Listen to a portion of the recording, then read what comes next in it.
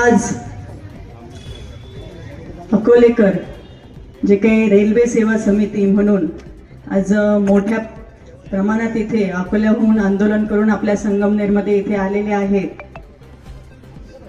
साहजिक का येऊ नये त्यांनी.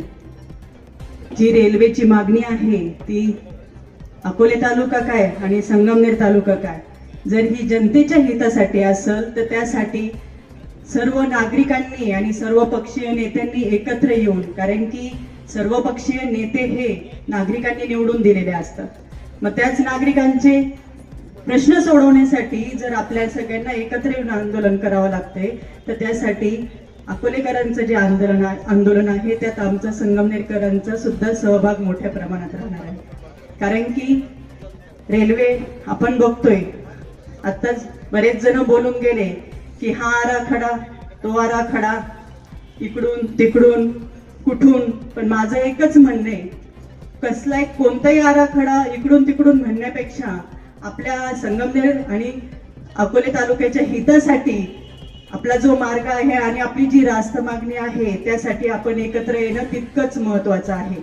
कारण की आपण आजही बघतो आणि गेल्या वर्षभरात सर्व पक्षीय जे नेते बसलेले आहेत त्यांनाही मी सांगू इच्छिते की मी वर्षभरात जेवढी फिरली, जेव्हा आपण एखाद्या गावात जातो त्या गावात गेल्यानंतर ते आईच्या डोळ्यातले अश्रू खूप काही बोलून जातात.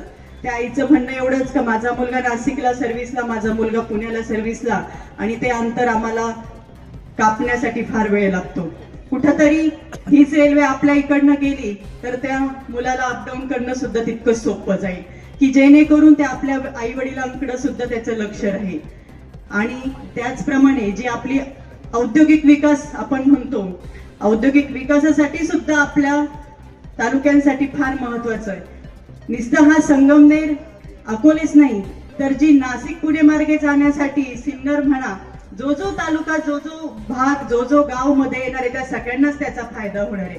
आणि माझी सगळ्यांना विनंती काय आहे की आपण या सगळ्यांना सुद्धा आपल्या आंदोलनात सहभागी करून त्याचप्रमाणे आपण नाशिक जो आपला आहे नाशिक पुणे ती आपल्या हितासाठी, आता रेल्वे म्हटलं की लगेच तर काही होत नाही, पण आपल्या जी काही जुनी पिढी गेली पण आपल्या ज्या पुढील भवितव्यासाठी, पुढच्या पिढीसाठी, कारण की आपण भाऊंनी सुद्धा हा प्रश्न आता अधिवेशनात मांडलेलाच आहे की रेल्वे आपल्या इकडनं गेली पाहिजे, आपल्या तालुक्यांना फायदा झाला पाहिजे. आणि आपण सुद्धा आता की मोठ्या प्रमाणात आपल्याच इकडच्या तरुणांना MIDC आणतोय की प्रत्येक तरुणाला तिथे नोकरी भेटणार आहे. त्याप्रमाणे MIDC आली की औद्योगिकरणाचा फार मोठा फायदा, आणि ही रेल्वे आपल्याकडनं गेली तर त्याचा फार मोठा फायदा होणार आहे. आणि जर आपण आपल्या डोळ्यासमोर बघतोय दुसरीकडून रेल्वे जाताना तर हे कुठेतरी आपल्यालाही मनाला कुठेतरी लागतं. आपल्या डोळ्यासमोरून आपण ती जाऊनच द्यायची नाही. त्यासाठी फार मोठ्या प्रमाणात आजचं आंदोलन झालं, याच्या पुढे आणखी मोठं आपल्याला आंदोलन करण्याची गरज भासली तर आपण एकजुटीने सगळ्यांनी, सगळे जे सर्व पक्षीय जे नेते आहेत, सर्व राजकीय आहेत त्यांनी ते बाजूला ठेवून एकत्र यावं. कारण की मी आजही म्हणते की हे फक्त पक्षीय नेत्यांसाठी नाही तर ह्या जनतेच्या हितासाठी हा लढा आहे. कारण की त्याच जनतेने आपल्याला त्या खुर्चीत बसवलंय आणि आपलं काम आहे की त्यांच्या सेवेत आपण सर्वांनी उतरलं पाहिजे. आता रेल्वे, बरेच जण म्हणतात की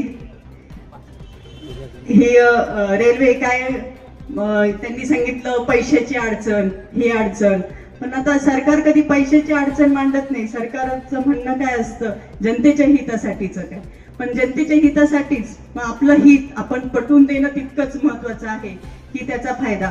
बरोबर आहे, जर आपल्याला पुणे 3 तास 4 तास म्हणजे जो आपण बाय रोड जातो तोच जर कुठेतरी रेल्वे दुसरीकडून गेल्यावर तसंच जर त्याचं होणार असेल की तेवढेच वेळ लागत असेल तर कुठेतरी हे आपल्याला फार म्हणजे याची गोष्ट आहे.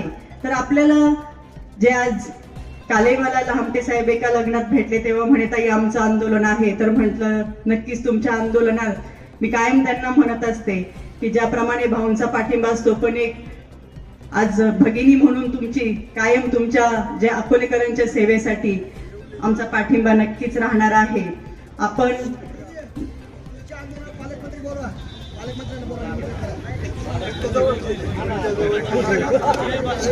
नक्कीच मी आत्ताही तेच म्हटलं, ज्याप्रमाणे आज आपल्या संगमनेर तालुक्याचे आमदार अमोलभाऊ खताळ पाटील जर अधिवेशनात हा मुद्दा मांडू शकता, तर ते त्यांच्यावरती जे आपले ते सर्व पक्षीय जे नेते आहेत, तर त्यांनाही ते सहभागी करून आपल्याला ज्या आपल्या अडचणी म्हणजे आपल्याकडनं हक्कासाठी लढा देणारच आहे ना, बरोबर आहे की नाही? मग त्यासाठी आपली एकजूट दिसली पाहिजे, आपण एकजुटीने, पण फक्त असं नको व्हायला की तुझं माझं करता करता तिसऱ्यालाच लाभ व्हायला.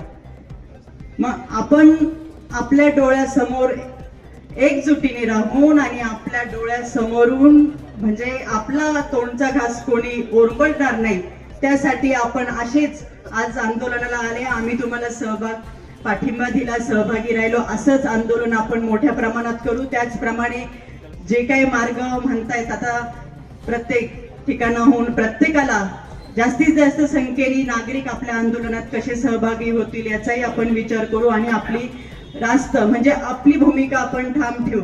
कारण की जे काय सांगतात प्रत्येक ठिकाणी की तंत्रज्ञान तर इतकं पुढे आहे की त्या तंत्रज्ञानाला जोडच नाहीये. जरी कुठेतरी अडचण झाली तर त्याला मार्ग शोधण्याचं काम सुद्धा हे तंत्रज्ञान करतं. ते वरच्या लेवलचे सगळे मंत्री करतात, पण आपण त्यातही सहभागी होऊ आणि आपल्या ज्या औद्योगिक विकासासाठी आणि आपल्या पुढील पिढीच्या सोयीसाठी आपण सर्वांनी एकत्र असंच या. तुम्हाला आमचा पाठिंबा, आपल्या संगमनेरचे पण सर्व जे पक्षीय आहेत त्यांचाही पाठिंबा राहील, आमचाही पाठिंबा राहील. आणि विशेष म्हणजे भाऊ आहेत बाहेर आहेत थोडेसे, त्यांचा प्रयत्न आहेच. भाऊ पण येतच आहेत या आपल्या आंदोलनात सहभागी होण्यासाठी. आणि पुन्हा एकदा तेच सांगते, तुमच्या या आंदोलनात माझा, कारण की जरी तालुका वेगळा झाला तर तुमचे आमचे नातेवाईक सगळे ह्या तालुक्यातले त्या तालुक्यात आहेत, त्या तालुक्यातले ह्या तालुक्यात, सगळे नातेवाईकच जोडलेले आहेत. त्याच्यामुळं फायदा दोन्ही तालुक्यांनाच होणार, ह्या हिशोबानेच आपण यात सहभागी होऊन. कारण की माझ्या मते बरेचशा अकोले तालुक्यांचे माहेर संगमनेर तालुका आणि संगमनेर तालुक्यांचं माहेर अकोले तालुका, म्हणजे कुठेतरी आपल्याच भगिनी आपले सर्वजण एका ठिकाणी आहेत. आणि यातूनही अजून बाकीच्या जो आहे मार्ग त्यांनाही कसा फायदा होणार आहे त्यासाठी आपण प्रयत्नशील राहणार आहोत. तर तुमच्या या आंदोलनात आम्ही आपल्या संगमनेर तालुक्याचे आमदार अमोलभाऊ खताळ पाटील आम्ही सहभागी आहोत. आणि इथून पुढे तुम्हाला प्रत्येक याच्यात वेळोवेळी आपण सगळं एकत्र येऊन हा तिढा सोडवणार आहे आणि सगळ्यांच्या फायद्यासाठी हितासाठी असंच एकत्र राहू. थांबते. जय महाराष्ट्र.